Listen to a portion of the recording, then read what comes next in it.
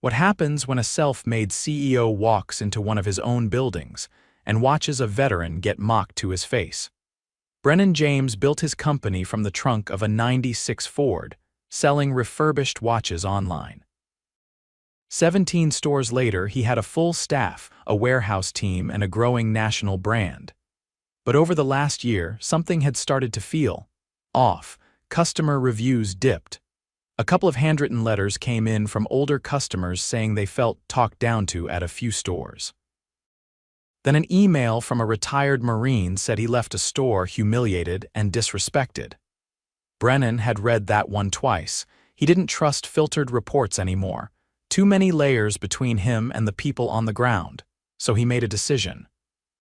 He'd visit Store 12, the one mentioned in the Marine's email, alone and undercover. No camera crew. No PR stunt, just him, posing as a customer, an older man interested in buying a timepiece for his grandson's graduation. He'd wear a graying wig, aged makeup, and a slightly hunched posture. The disguise came from a studio friend in LA who owed him a favor. No one in the store had ever met him in person. They'd only seen his face in a few online articles, and he looked very different now. Store 12 was in a strip mall in Bakersfield, California. It was a clean area, decent foot traffic, but not flashy. Brennan parked across the lot and walked up slowly, his bad hip adding to the illusion. The security guard at the store entrance didn't even glance up from his phone. Inside, a young woman behind the counter glanced over and gave a polite nod, but no one came over. Brennan wandered a bit, looking at the glass cases, letting time pass. A couple more customers walked in. Still no help. Then the door opened behind him. An older man stepped in, late 60s maybe. Stiff posture, clean shave. Wearing a simple polo tucked into pressed jeans, he had that military neatness about him. He walked up to the security guard, tall guy, maybe 30, buzzcut, name tag said Caleb. The man said, "Hey there, son, I'm looking for a gift watch. My grandson's graduating next week. He's going to the Navy." Caleb looked him over and gave a short laugh. "You sure you can afford anything in here, old-timer?" The old man blinked. "Excuse me." "You heard me," Caleb said, arms crossed. "We don't do senior discounts on Rolexes if that's what you're after." Brennan stiffened. The veteran looked down, clearly thrown. "I'm not here for a discount. I came because someone recommended this place." Caleb rolled his eyes. "Well, maybe they were messing with you." The man turned to walk out. Brennan saw the way he wiped his eyes as he stepped into the sunlight. Brennan took a breath. He turned and walked out behind him, keeping his distance. He watched the man shuffle to his car and sit there for a minute, gripping the steering wheel. Then he drove off. Brennan stood still for a long time. That night he didn't sleep much. He'd seen bad service before. But this was something else. There was a line you didn't cross. You never humiliated someone for their age, their service, or their pride. The next morning, Brennan shaved his beard, styled his hair, and put on the black button-down his assistant had pressed for him. He walked through the same parking lot, no disguise now. He looked like exactly who he was. The owner, he pushed open the doors to Store 12. Caleb was at the front, laughing with another employee. Brennan walked up, direct and calm. "Is your store manager in?" Caleb blinked. She's in the back." "Who can I say is?" "My name is Brennan James," he said, loud enough for the other staff to hear. "I own this company, and I was in this store yesterday." You could have heard a pin drop. The girl behind the counter, Whitney, her name tag said, looked like she might faint. Caleb's face turned red, then white. "I came in wearing a disguise," Brennan continued. "I watched a customer, an older man, get mocked by you. He said his grandson was joining the Navy. You laughed in his face." Caleb opened his mouth. "I didn't, you did. I saw it, and I want your manager." Now, Whitney backed into the stockroom like she'd seen a ghost. A few seconds later, a woman in her mid-30s rushed out, dark blazer, clipboard in hand. "Hi, I'm Marissa, store manager. Mr. James, this is unexpected." "Yeah," Brennan said, "it is." He turned to Caleb. "I want to speak to you in the back, right now." They walked into the office. The door shut behind them. Caleb sat down, trying to steady his hands. Brennan didn't sit. "Before I say anything else, I want to hear your side. Now." Caleb looked down. "I didn't know who he was. I thought he was messing around. Some people come in here, they don't buy, they just waste time. He told you why he was here. He told you about his grandson, and you talked down to him." Caleb's voice cracked. "I didn't mean it like that. I was just joking." "It wasn't a joke to him," Brennan said. "Or to me." He paused. "I built this company to be better than the rest. We sell watches, yes, but we sell respect too. People give these to mark important moments, milestones. That man came here to honor someone and we turned him away." Caleb looked like he wanted to disappear. "I'm sorry, I messed up." "You did, and I can't let it slide." Caleb stood. "You're firing me," Brennan nodded once. "Effective immediately. I'll have your last check sent by the end of the week." Caleb didn't argue, he just walked out. Brennan stayed in the office, breathing hard. His hands were shaking, he wasn't happy. He wasn't proud, but this was leadership. You don't let poison stay in the bottle. He stepped back into the main room. Whitney was helping a customer now, hands a little shaky. Marissa was on the phone, probably with HR. Brennan looked around the room, then said, "I'll be back later today. We're going to have a full staff meeting. Things are going to change." Then he stepped outside into the sunlight, already dialing a number on his phone. He had one more thing to do before lunch. He was going to find that veteran. The morning heat was already rising off the pavement when Brennan stepped back into his SUV and pulled away from store 12. He drove without music, windows up, phone buzzing silently in the tray beside him. He didn't answer. Not yet. He stopped at a small coffee shop 2 blocks over. It was quiet, just a couple of retired men sitting near the window with newspapers folded at their knees. Brennan ordered a black coffee and sat near the back, scrolling through his inbox until he found the original email. The man's name was Gordon Ellison. The email signature listed no phone number, but Brennan noticed the mailing address in the footer. It matched a house in a modest neighborhood about 15 minutes away. He didn't hesitate. When he pulled up outside, the front lawn was neatly trimmed. An American flag hung still on the porch, and a rusted white truck sat in the driveway. Brennan got out, adjusted his cuffs, and approached the door. He knocked twice. Nothing. He waited, then knocked again, louder this time. After a moment, the door opened. Gordon stood there wearing a gray t-shirt and jeans. His eyes narrowed slightly, cautious. Brennan spoke first. "I'm Brennan James. I run the company you visited yesterday." Gordon didn't respond right away. He studied Brennan's face like he wasn't sure if this was a joke. "I read your email," Brennan continued, "and I was there. I watched what happened." Gordon leaned against the doorframe. "Then you saw me get treated like I didn't belong." "I did," Brennan said, "and I'm here to tell you that it wasn't acceptable. That employee no longer works for us." Gordon looked away, jaw tightening. "I didn't send that email to get anyone fired." "I know," Brennan said, "but accountability matters, and so does respect." Gordon glanced down at Brennan's outstretched hand, then shook it briefly. "You want to come in or something?" he asked. Brennan nodded once. "If you're all right with it." Inside, the house was simple and orderly. A few framed photos lined a shelf. Family gatherings, a younger Gordon in uniform, a boy in a graduation cap. Brennan followed him into the kitchen where a pot of coffee sat untouched. "You want some?" Gordon asked. "I've got one already," Brennan said, holding up the paper cup. "But thank you." Gordon sat across from him at the table. "You didn't have to come here," he said after a pause. "I did," Brennan said. "Because this company's mine, and if something's broken, it's my responsibility to fix it, not just from behind a desk." Gordon looked at him, not suspicious, just tired. "I've been around long enough to know when a company sends a form letter and calls it closure. You showing up here, that's different, but I still don't know what you want from me." "I want to know what that store used to be like," Brennan said. "Before it left someone like you feeling like an outsider." Gordon leaned back. "When my wife passed, I started walking more, kept me moving. I'd stop by that strip once a week. Sometimes I'd just browse, talk to the folks behind the counter. There was a girl there named Lee. She treated everyone the same, whether you had a wallet full of cards or just came to chat. Brennan hadn't heard that name in any recent reports.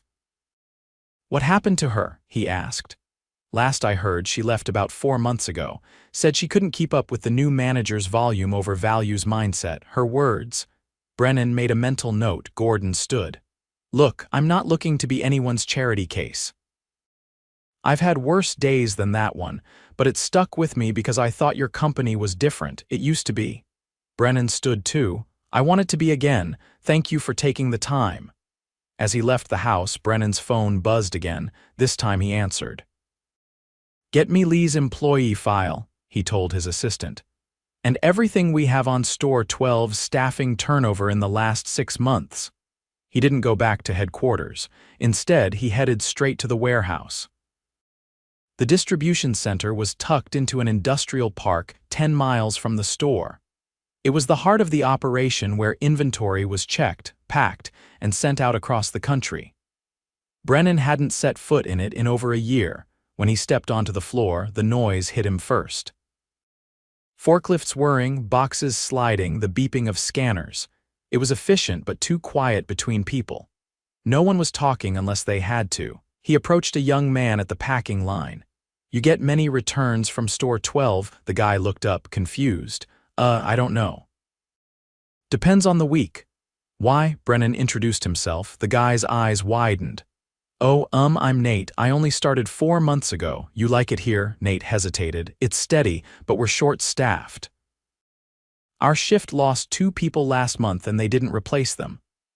"Why not?" Manager says corporate froze new hires, said we had to learn to adapt. Brennan's brow furrowed.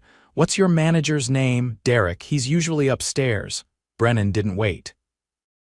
He climbed the stairs to the office level and found Derek looking over a spreadsheet.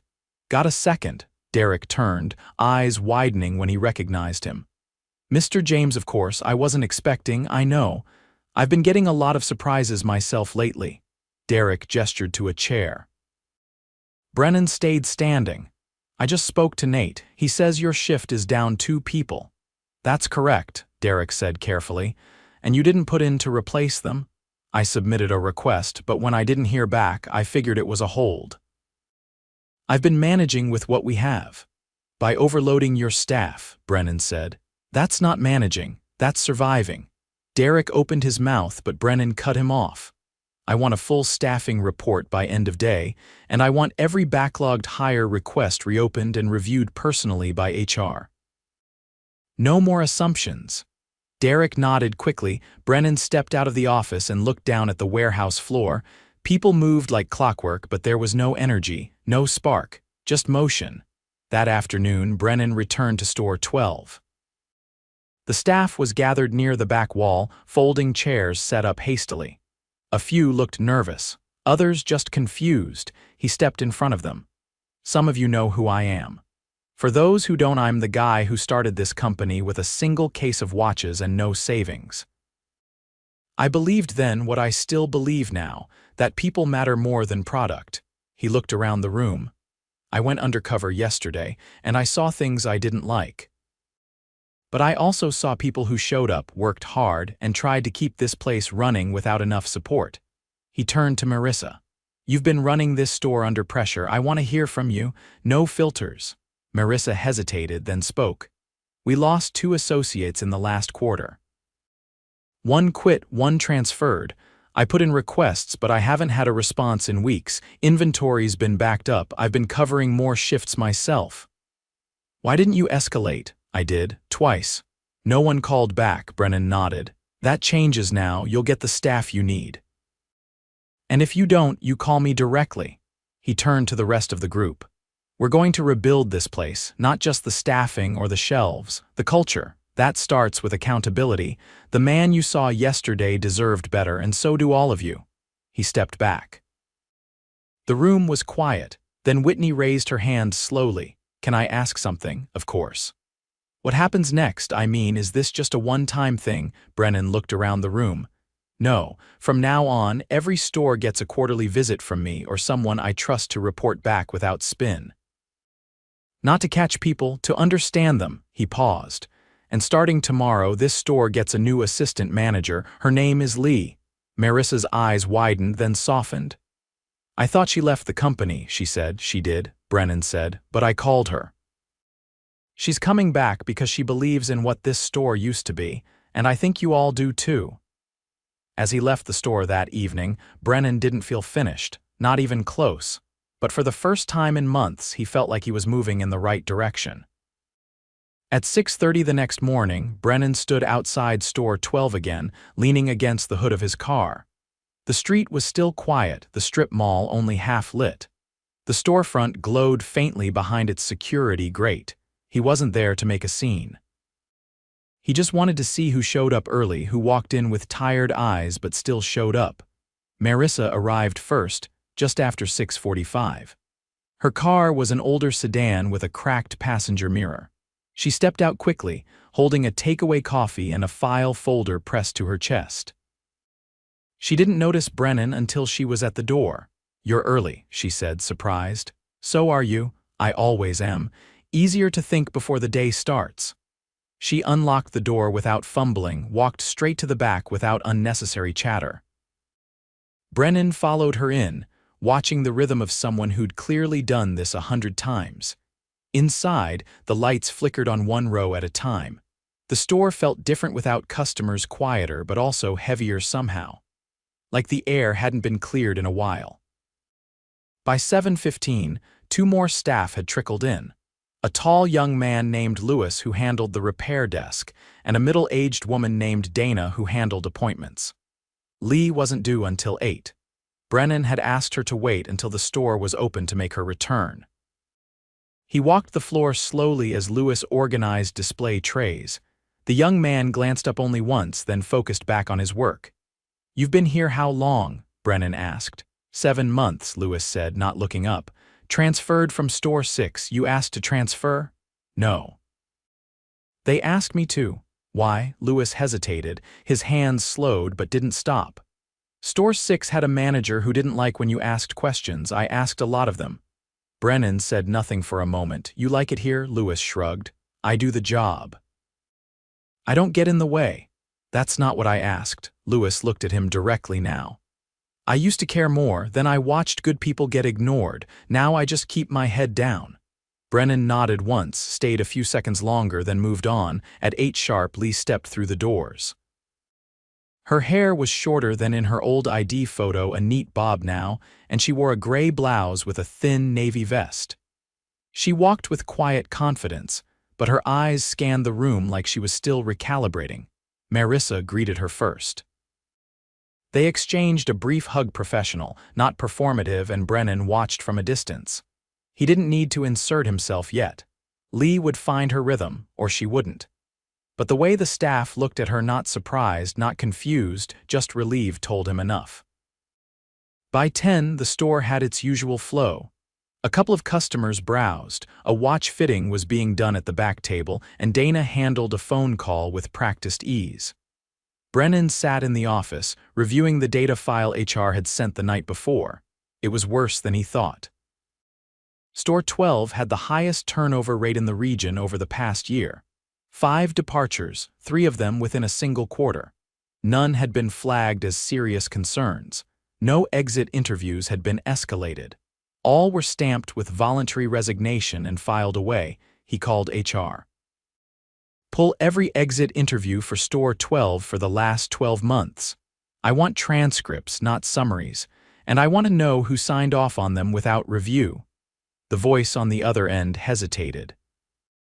That'll take a little time. You've got until noon. He hung up and looked out through the glass.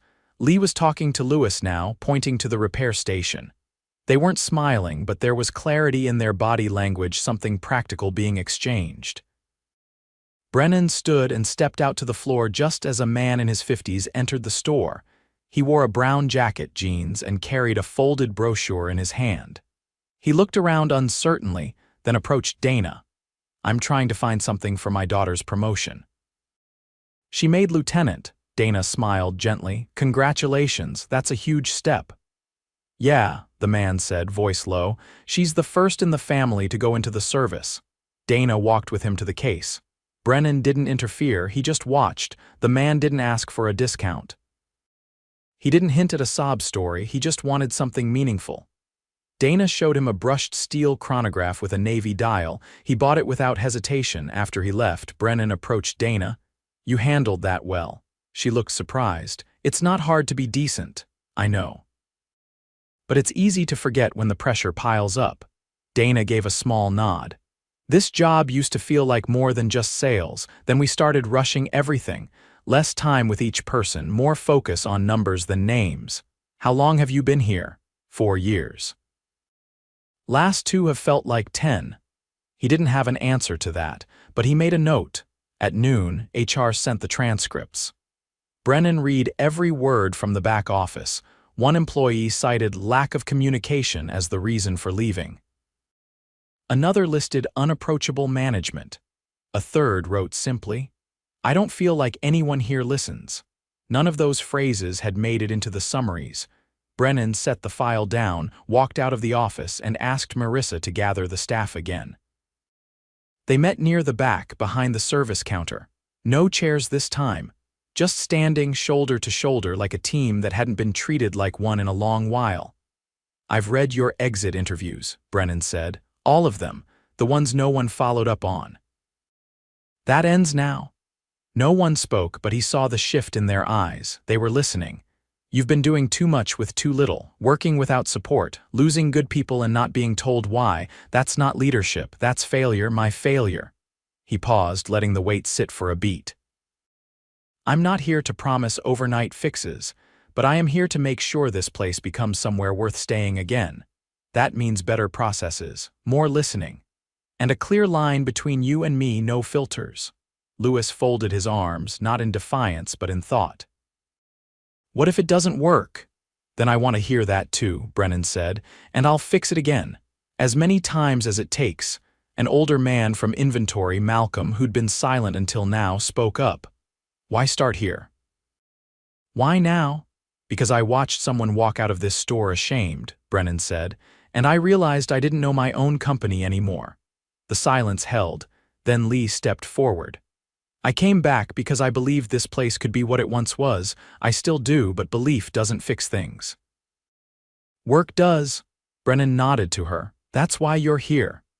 He dismissed them after that. It wasn't a rousing speech. It wasn't supposed to be. He didn't want applause. He wanted traction. That afternoon, he stayed out of sight, sat near the back, watched how people moved.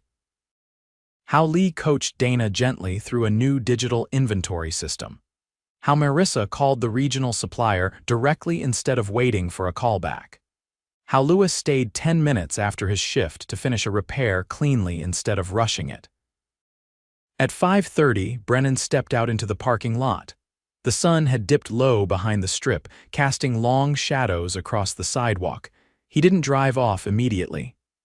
He sat in the car, engine silent, watching the storefront through the windshield.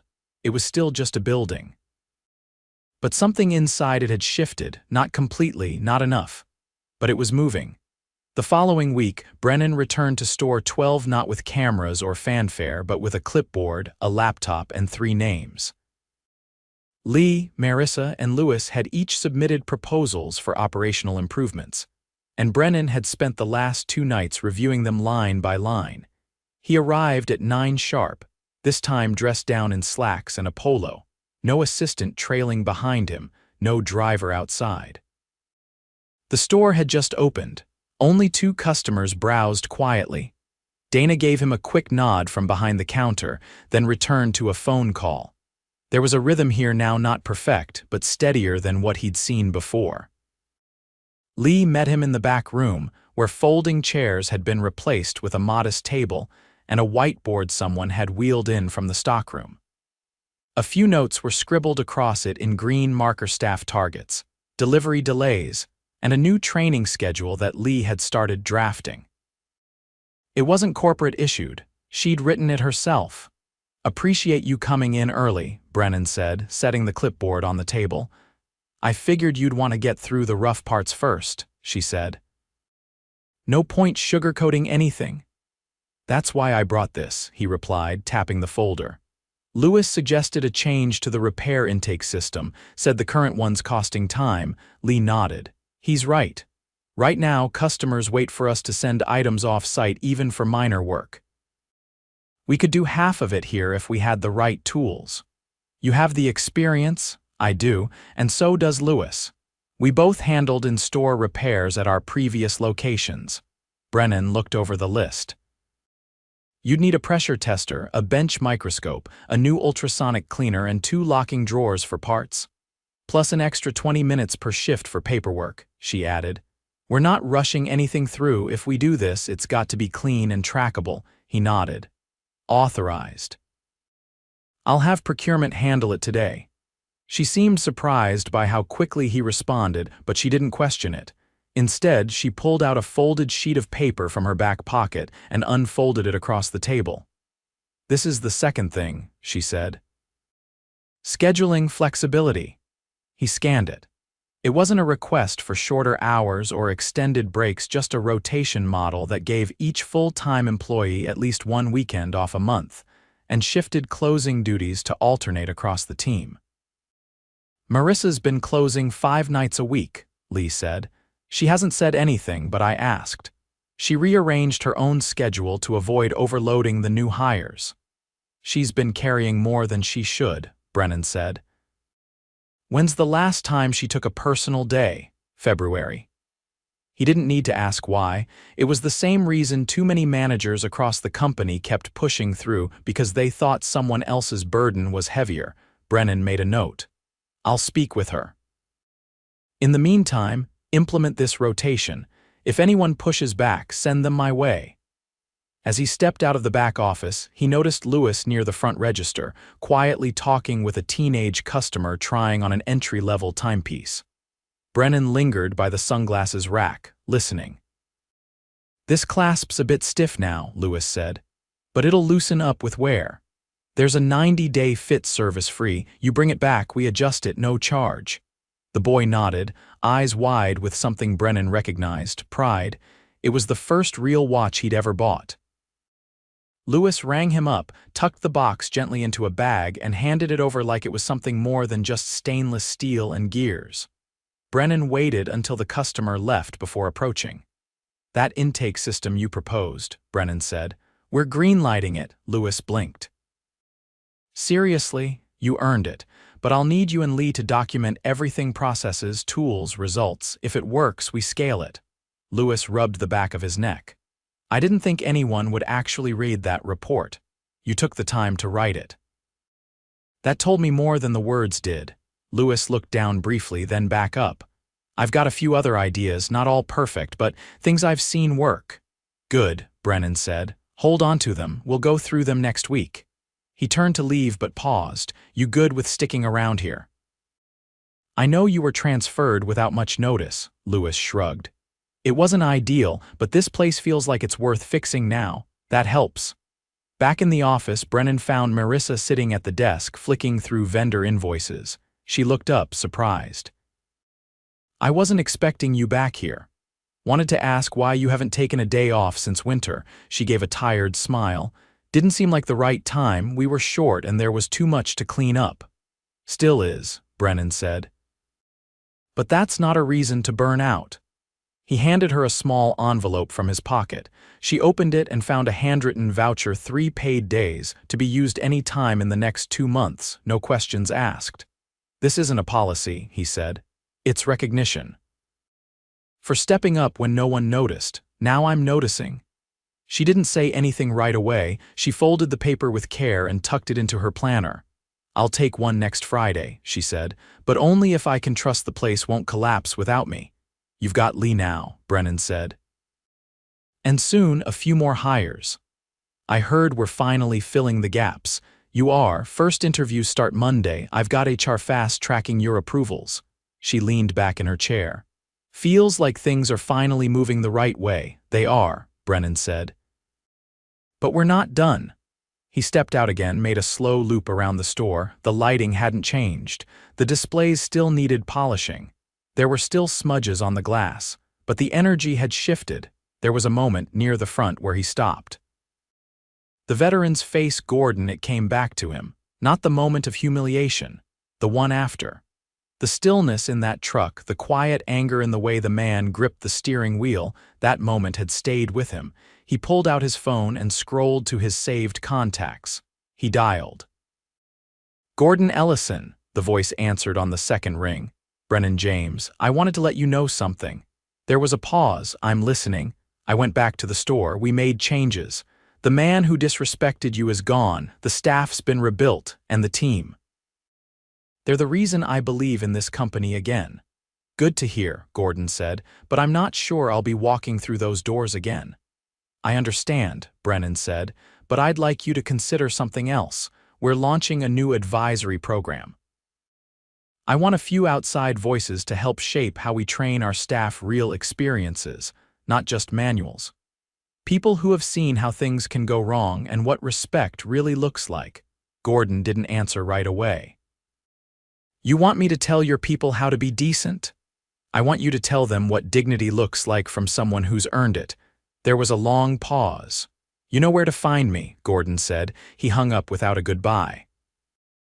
Brennan slipped the phone back into his pocket, then turned toward the door. Outside, the sun had risen higher across the strip mall. The sidewalk shimmered faintly.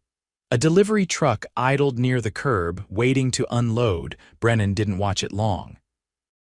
He took one last look through the glass, Lee coaching a new part timer on the register, Lewis adjusting a display, Marisser reviewing a schedule. No one looked up.